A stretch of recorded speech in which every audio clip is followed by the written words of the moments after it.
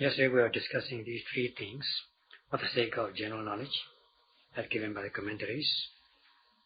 That namely, nature, the impermanence or impermanent thing is to be known. Anicca, Lakhana, impermanent characteristic is to be known. And Anicca Vipassana, contemplation of impermanence, is to be known.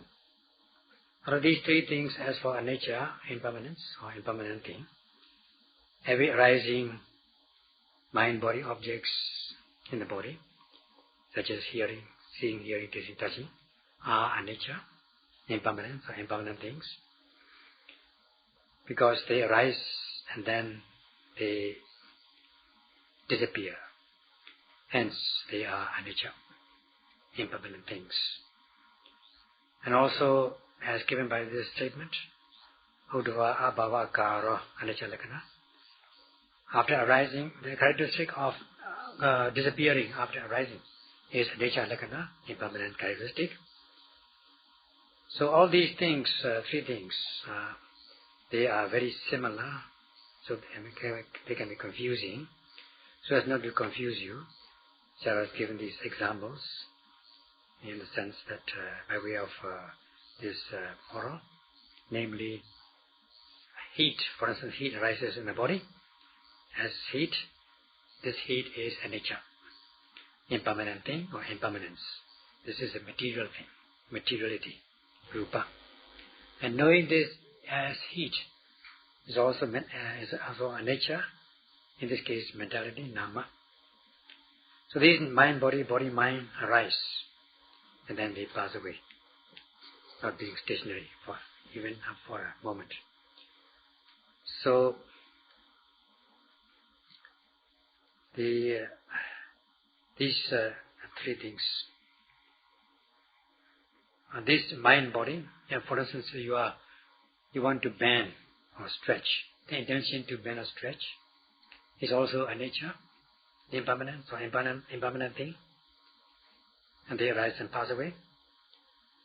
And then the actual bending or stretching process as a result of your intention also is impermanent or impermanent thing. In this case, the materiality. So they arise and pass away is anicca, and the characteristic of this arising and passing away, or the mark or sign or characteristic of arising and passing away is anicca Lakhana, the impermanent characteristic or characteristic of impermanence. This kind of arising and passing away, anicca Lakhana, is the mark, is not the sabhava, it is the mark, it is the characteristic as regards this sabhava, hence anicca Lakhana. So at that point, the discourse, the talk came to an end yesterday. We shall continue the subject on Anicca Lakhana today. As for people, they are different in features, in many aspects. They have different marks of identification. For instance, their faces are different. Their eyes, nose, complexion are different. So only when you see each other, meet each other, will you be able to identify this person as so and so. Before you see the marks, the distinctive marks, you will not be able to identify this person as so and so. So this, when one sees the characteristic of rising and passing away, this is the mark. Unless you see this mark of impermanence, that things arise and pass away, you will not be able to know this, understand this anicca Vipassana jnana, the contemplation of impermanence, as the contemplating the objects as impermanent. You will not be able to do that. So when you see the mark, the signs, then will you be able to possess this real anicca Vipassana jnana, the knowledge of the contemplation of impermanence. That's a real one. Hence, by studying the texts, the literatures, and knowing them by way of this literary knowledge, and saying or chanting as impermanent. By chanting like this, by saying like this, one cannot come to possess this knowledge of contemplation of Anicca Nupassana Jnana. This is a definite rule we have to remember. So, only when you practice mindfulness at the very moment of seeing, hearing, tasting, touching, will you be able to seeing the arising and passing away of such seeing consciousness, hearing consciousness, that they arise and pass away. For instance, heat rises, it passes away. Stiffness rises, passes away. Tension, movement, these things, objects arise and pass away. Then only you will know the impermanent nature of these objects. Then you will come to possess this real Anicca Nupassana Jnana. That is the definite law, niyama. This Anicca Dhamma means every arising mind and body objects. They refute, it is said that they refute the perception of permanence. So that goes without saying that they confess the effect of impermanence. As much as you say that we are impermanent, you think we are permanent, but we are not. We are impermanent. Whom do they confess? Or in whose stream of consciousness do they confess? Those who know. They are confessing to those who know, who are knowing. That means not the conceptual knowledge, not knowing through learning, or not knowing by thinking, which has not arisen. It is knowing the presently arising object. And in who knows, they are confessing as impermanent. And how does one know? One knows by noting these individual characteristics, such as this Prithvi has the characteristic of hardness, harshness, and the Abha, the water element, has the characteristic of cohesion, flowing, and then Tejo has the characteristic of heat, cold, lightness, and Vaya, the wind element, has the characteristic of stiffness, tension, movement, and so on. And then as for the mind, it has the characteristic. It is a characteristic of knowing, cognizing, and Chaitasika has contact, feeling, and so on. They all have each its own characteristic, such as Sabhava Lakhana. And then knowing them is a person who knows. And in these persons, in persons who know, the mind body confess as being impermanent, refuting the fact of permanence. So when you know to know this, you have to be mindful at the very moment. Then you will be able to understand this Anicca Dhamma. And these mind body objects have their own characteristics, and they have to be known by mindfulness, and to them the mind body are said to be confessing as being impermanent. So these are the paramattha's, the ultimate things, individual characteristics. Only when you know these characteristics and seeing them rising and passing away, you will come to know the universal characteristic as being rising and passing away, as being impermanent, and so on.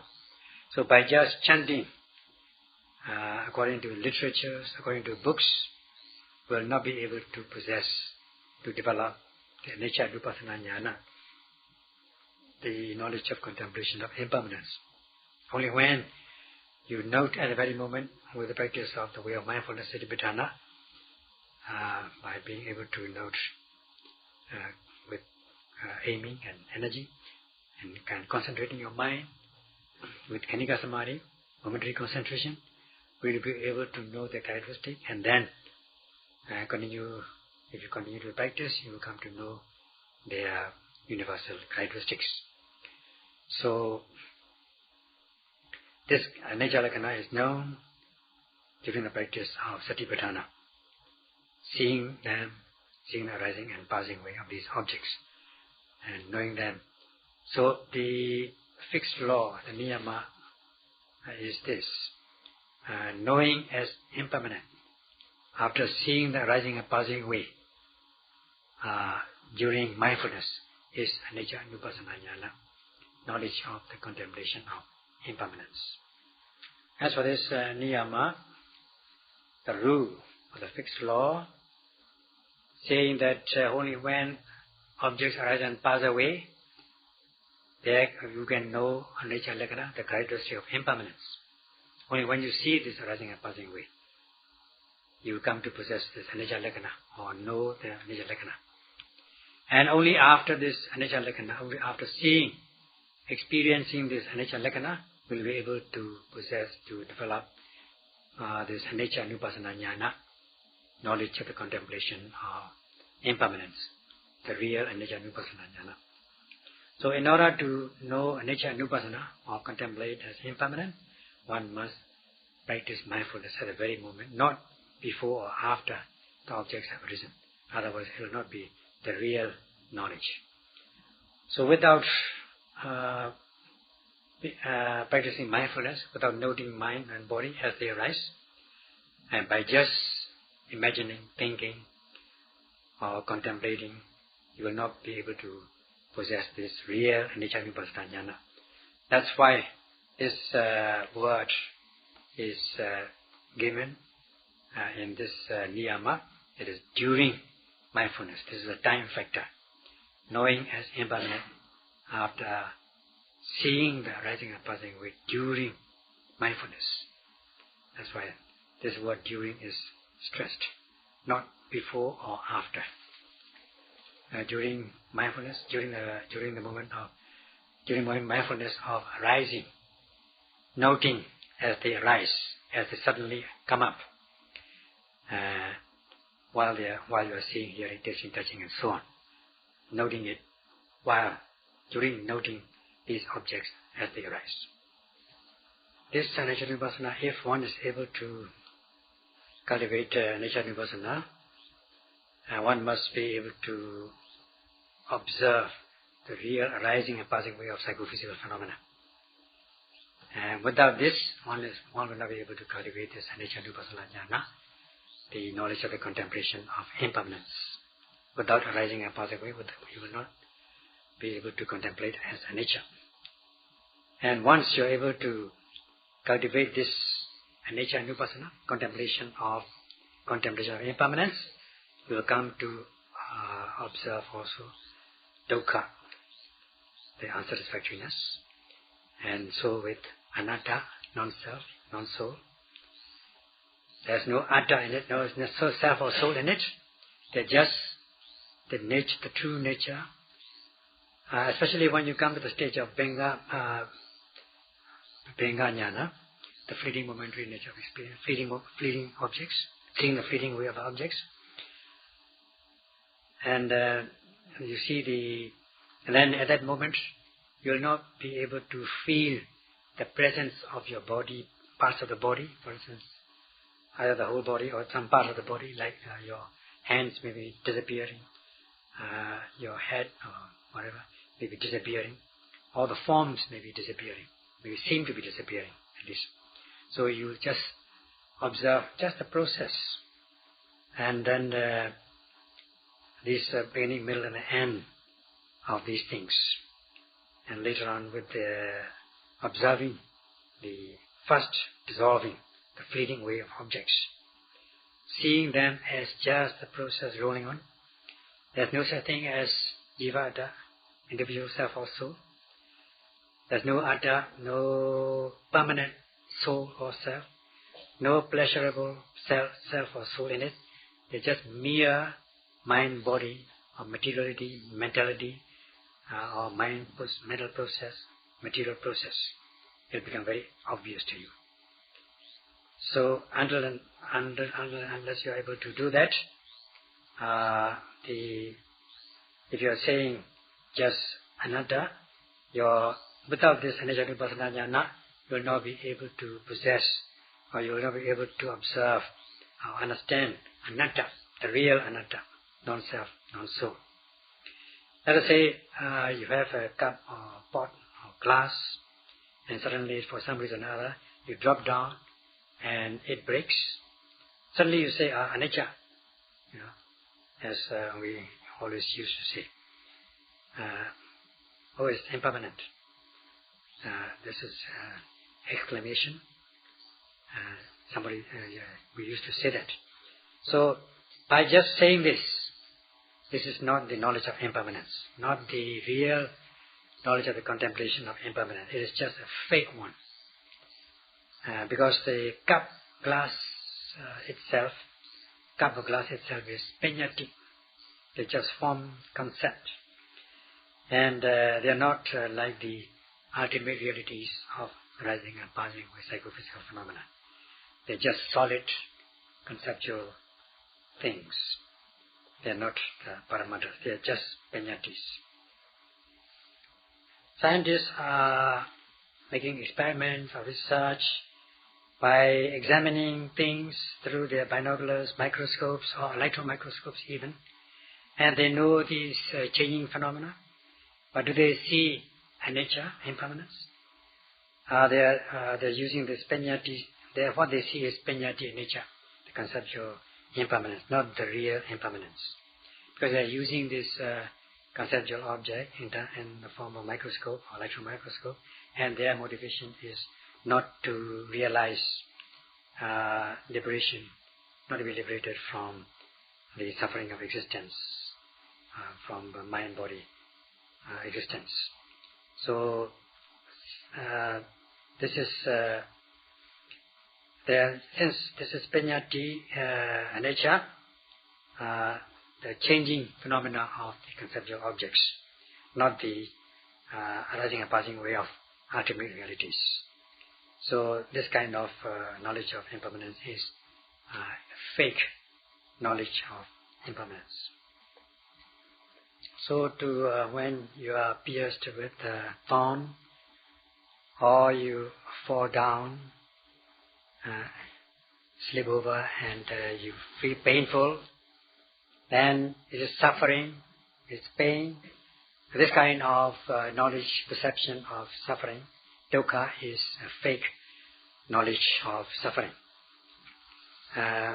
By just knowing this fake anicca, fake dukkha, one will not be able to know the real anatta, non-self, non-soul.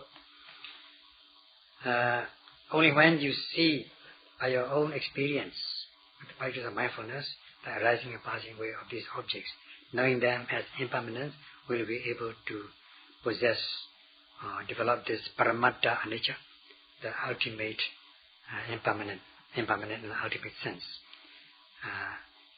By seeing this arising and passing away of these objects, seeing them as impermanent in the ultimate sense, and these arising and passing away objects are torturing you, persecuting you.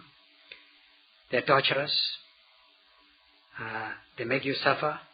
In this way, you come to see the paramattā dukkha, the ultimate unsatisfactoriness, suffering, the real suffering.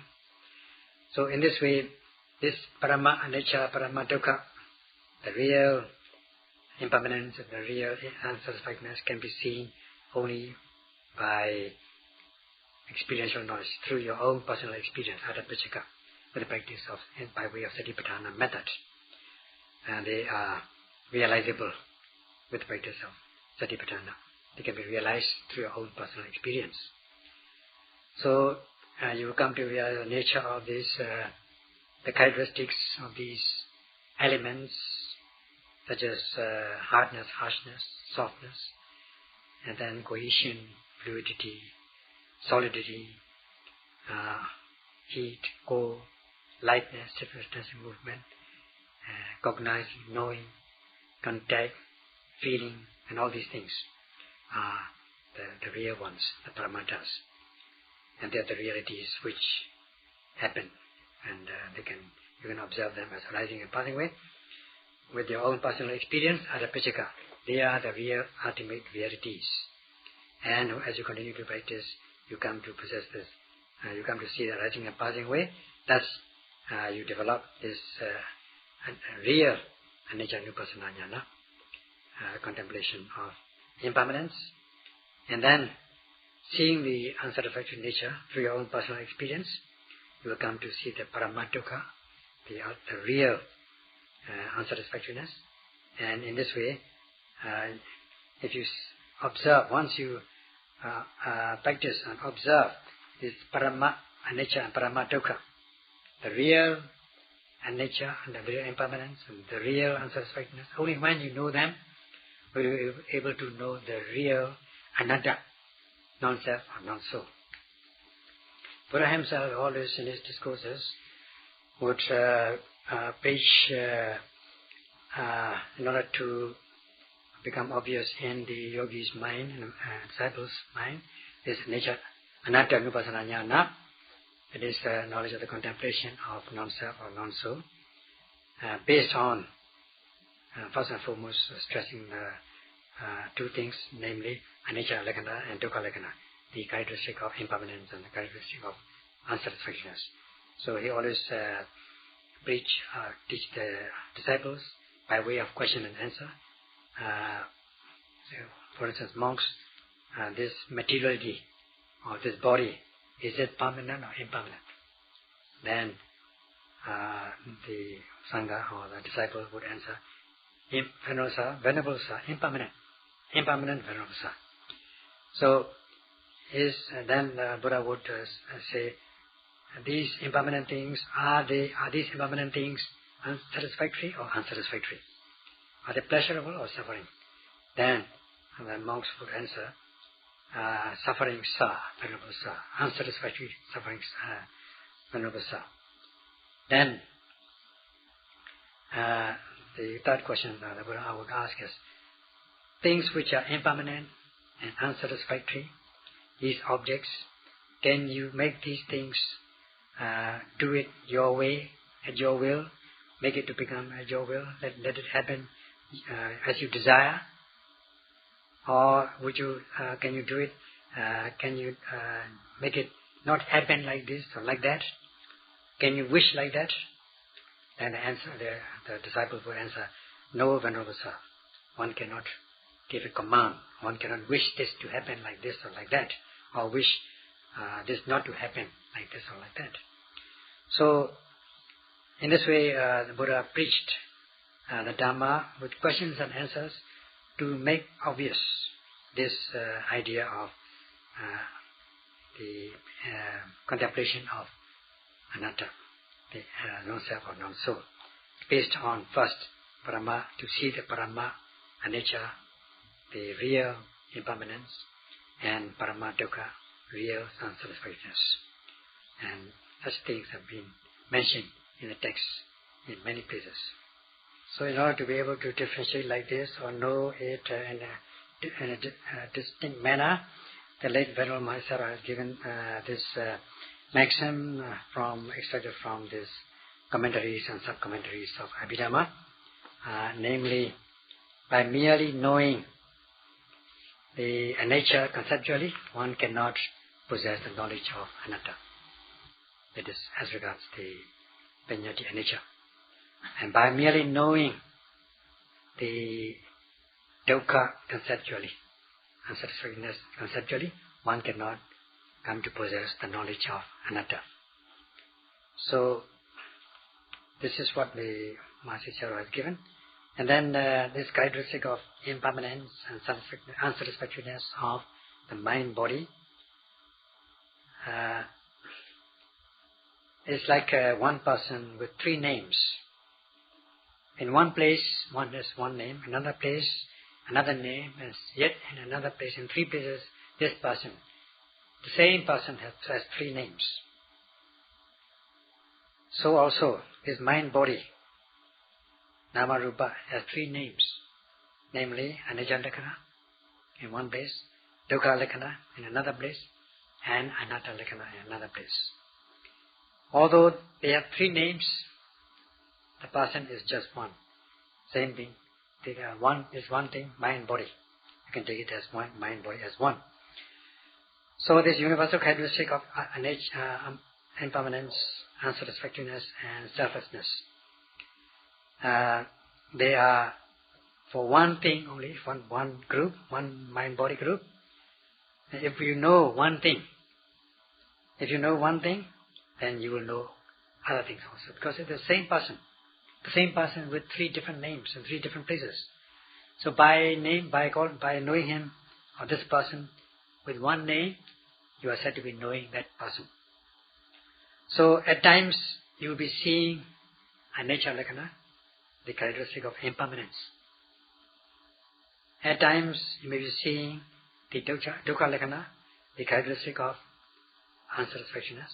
At other times, the Anatta Lakhana, the unsatisfactoriness of the characteristic of selflessness directly. But in most cases, you see the Anicca Lakhana, the characteristic of impermanence.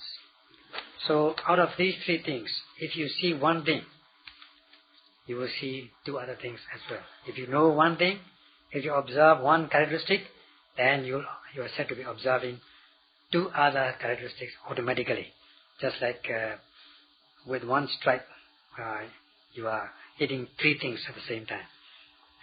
Hence, the late Venerable Master has given another maxim that only by realizing Anicca experientially will one possess the knowledge of Anatta.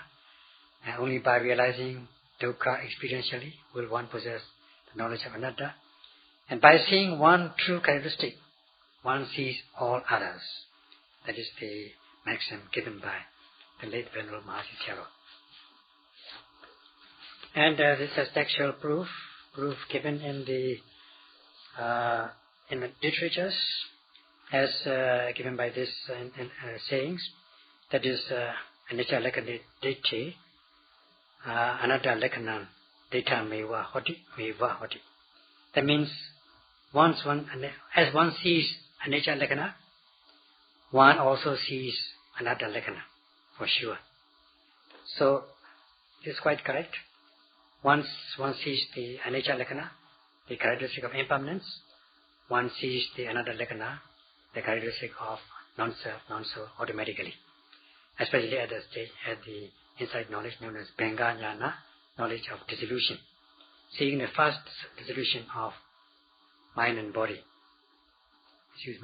You will only observe the process rolling on, as nobody is doing, is involved, it's all on their own, proceeding automatically, rolling on.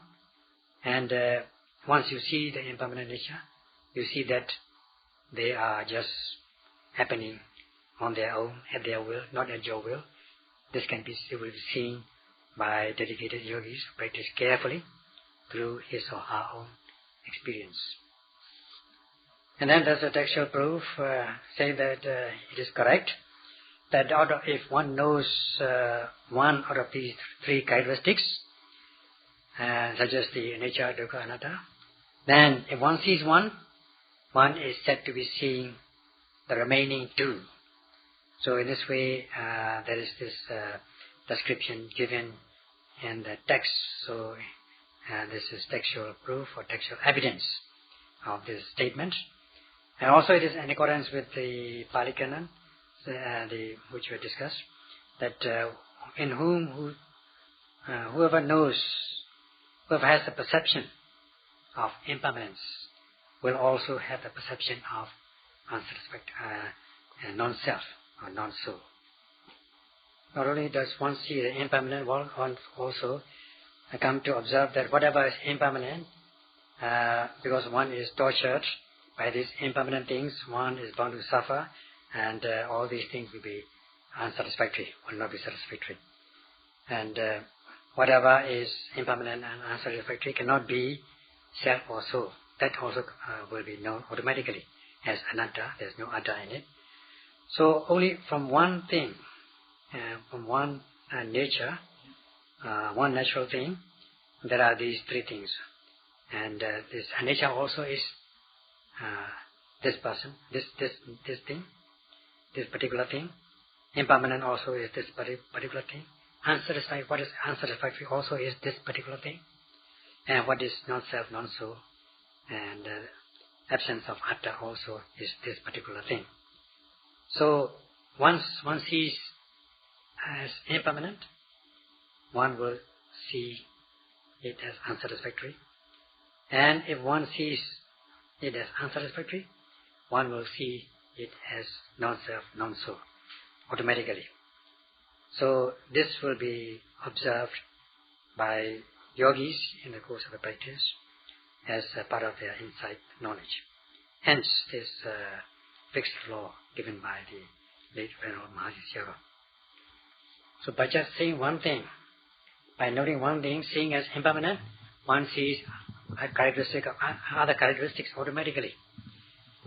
Hence this knowing one, hence these three contemplations, Nupassana, Anupassana, Jnana, namely Anicca Nupassana, Dukkha Nupassana, and Anatta Nupassana, the contemplation of impermanence, the contemplation of unsatisfactoriness, and the contemplation of non-self will be known automatically. These three things are known as the three characteristics, universal characteristics, and in order to know this, one has got to practice, to cultivate insight knowledge. And hence this Vipassana Jnana, Vipassana, the characteristic, the variety of characteristics in terms of Anicca, Dukkha, Anatta, Pasati, knowing or observing or contemplating. So observing, Vipassana means observing the variety of characteristics in terms of impermanent, unsatisfactoriness, and non-self. That's all for today.